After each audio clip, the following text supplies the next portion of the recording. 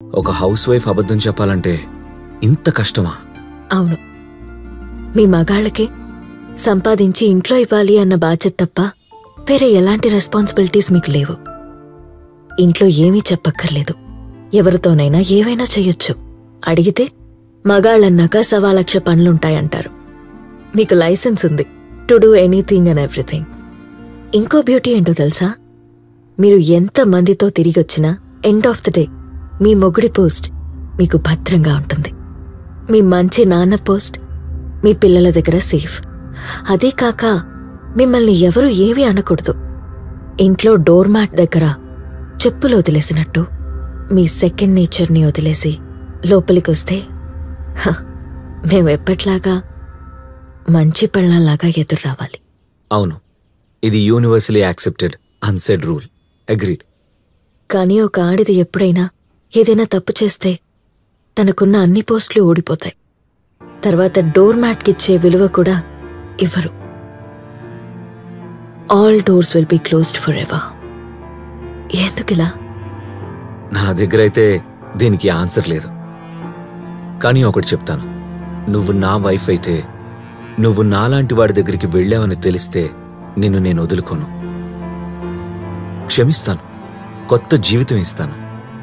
చూసావా, నువ్వు తప్పు చేస్తే మగాడిగా నీ భార్య నిన్ను అడగను కూడా అడగకూడదు.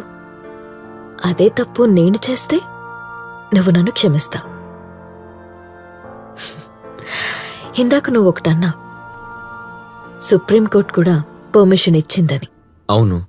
అదే చట్టం ఏం చెప్తుందంటే, ఒక వివాహిత మహిళ వేరే వ్యక్తితో అక్రమ సంబంధం పెట్టుకున్నప్పుడు ఆ భర్త ఇచ్చిన కంప్లైంట్తో మీరా వ్యక్తిని శిక్షించవచ్చు.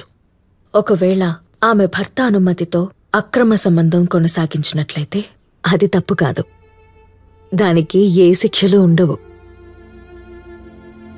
భర్త అనుమతి లేకుండా వేరే వాళ్లతో శారీరక సంబంధం కొనసాగిస్తే తప్పు. అంటే వేరే వ్యక్తితో సంబంధం కొనసాగించడం తప్పు అని నిర్ధారించబడినప్పుడు భర్త అనుమతిస్తే తప్పు తప్పు కాకుండా పోతుందా? స్త్రీ అనేది అతని ఇంట్లో పాడిగేదే కాదు, ఒక వస్తువు కాదు, అతని ఆస్తి కాదు.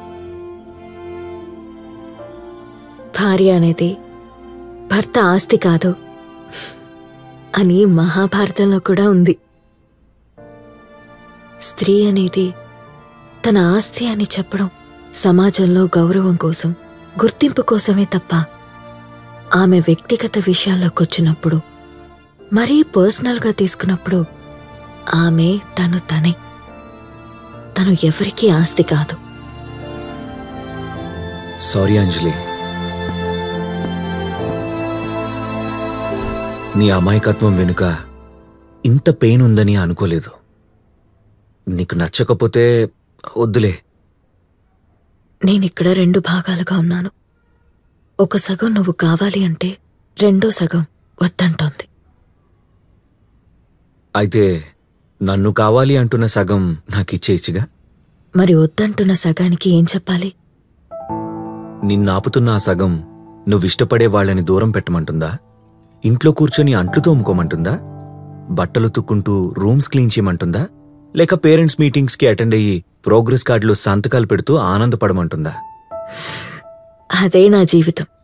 వాటితోనే 14 years గడిచిపోయాయి. మరి నిన్ను ఆపుతున్న ఆ సగం నువ్వు కోరుకుంటున్న అందమైన జీవితాన్ని గుర్తు చేయడం లేదా? చేస్తోంది. కాని నాలోని అంతరాత్మ నన్నొద్దని ఆపుతోంది. నాకు ఆడపిల్లుంది. తనకి ఏది తప్పో ఏది ఒప్పో ఎలా చెప్పాలి? నా మొహం ఎలా చూపించాలి? స్త్రీలు తమ మానసిక బానిసత్వంలోంచి బయటకొచ్చి అది తప్పు కాదు అని నమ్మితే పిల్లలకి మొహం ఎలా చూపించాలన్నది అర్థమవుతుంది. తప్పు చేసి పిల్లకి మొహం చూపించలేను అనుకుంటే నీ పిల్ల కూడా పిల్లగానే ఉండిపోదు కదా. తను కూడా ఎదుగుతుంది, తను పెళ్లి చేసుకుంటుంది. తన తల్లి ఏ ప్రాబ్లమ్స్ ఫేస్ చేసిందో తను కూడా అవే ప్రాబ్లమ్స్ ఫేస్ చేస్తూ ఉంటుంది. అప్పుడు తను కూడా అలాగే అడ్జస్ట్ అవుతూ ఉంటుంది. తనకు ఆడపిల్ల ఉందని భయపడుతూ ఉంటుంది. ఇది ఇలాగే రిపీట్ అవుతూ ఉంటుంది. It becomes a never ending circle. తప్ప ఒప్ప అని ప్రాబ్లం వచ్చినప్పుడు సొల్యూషన్ ఏంటో తెలుసా? Create a small world. నీ చుట్టూ ఒక చిన్న ప్రపంచాన్ని క్రియేట్ చేసుకో. అందులో నువ్వు మాత్రమే డెసిషన్ మేకర్, నువ్వు మాత్రమే జడ్జ్. వేరే ఎవ్వరికి నిన్ను జడ్జ్ చేసే అవకాశం ఇవ్వకు. Do what makes you happy, అంతే. నువ్వెన్ని చెప్పినా నేను కన్విన్స్ కాలేకపోతున్నాను. అయితే నేను నీకు నచ్చలేదా? నచ్చ. నిజం చెప్పు. నిజం, నువ్వు నాకు చాలా నచ్చా. ఎందుకు నచ్చాను? తనెప్పుడూ ఇవ్వంది నువ్వు నాకిచ్చా. ఏంటిది? టైం. ఎక్కడో దూరంలో ఉండే నువ్వు ఎప్పుడూ నా గురించి ఆలోచిస్తూ నాతో టైం స్పెండ్ చేయడానికి ట్రై చేస్తూ ఉంటావు. ఇది తలుచుకున్నప్పుడల్లా నాకెంత ఆనందంగా ఉంటుందో తెలుసా? అవును, నువ్వు నాతో ఉంటే నాకు కూడా టైం తెలియట్లేదు. రియలీ? శృంగారం అనేది మగాడిలో పుట్టేది కాదు. ముందు ఆడదానిలో పుట్టాక అది ఆడదాని చూపుల నుండి మగాడికి పాకి అతని మనసులో అలజడి లేపుతుందట. మీరు కవి కదా, ఇలాంటివి బాగానే తెలుస్తాయి. నాకు తెలుస్తుంది, కానీ నీకే తెలియట్లేదు. నాకు తెలిసింది. ఏంటి? నీ ఆకలి. నిజంగా? అవును. లంచ్ టైం అయింది, ఏం తింటావు? నీ అందాన్ని. అబ్బచ్చా. నిజం, నీకు తెలుస్తుందా నువ్వు ఎంత అందంగా ఉన్నావో? ఒక అమ్మాయి ఎప్పుడు అందంగా కనిపిస్తుందో తెలుసా? నువ్వు బాగున్నావని తన్నెవరైనా పొగిడినప్పుడు ఇంకా అందంగా కనిపించాలని దాదాలాడుతుంది.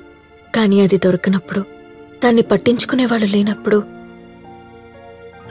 అసలు అందమనే ఆలోచనే పోతుంది. అది నిజమే. అయినా నిన్ను పొగడ్డానికి నేనున్నాను కదా డియర్.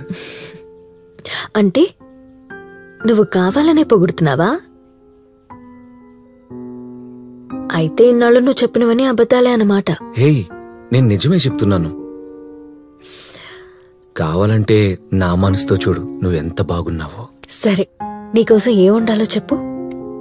నువ్వు కాదు, ఈరోజు నేనే నీకోసం వండుతాను ఒక స్పెషల్. నీకు వంటొచ్చా? హేయ్, వచ్చా. టేస్ట్ ఎలా ఉంది? గుడ్. నిజంగా చాలా బాగుంది. Thank you. జీవితంలో నేను ఎప్పుడో ఒకరికి వండి పెట్టడం తప్ప నాకొకరిలా వండి పెడతారని నేను అసలు ఎప్పుడూ ఎక్స్పెక్ట్ చేయలేదు. యాక్చువల్లీ ఇది వేసుకొని తిను, చాలా బాగుంటుంది.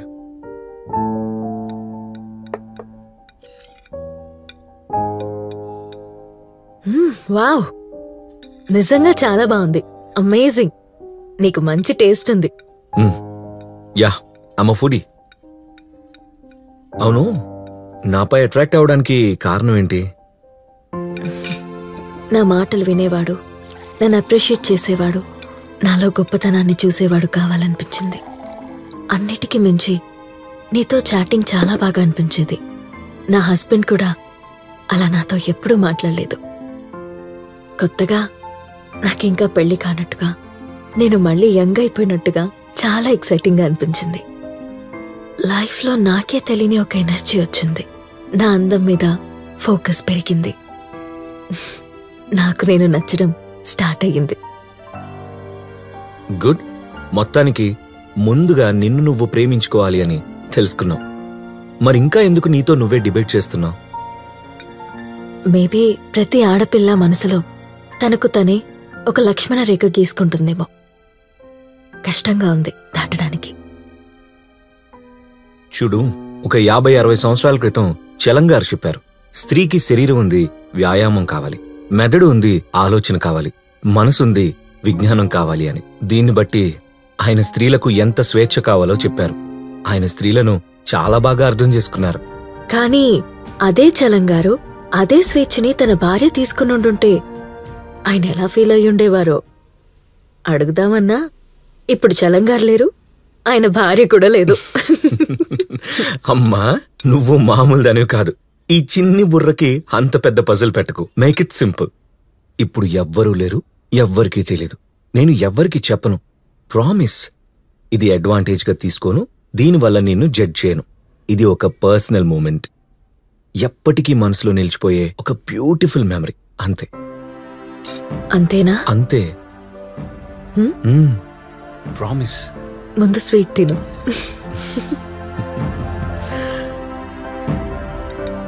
ముందు నువ్వు తిను.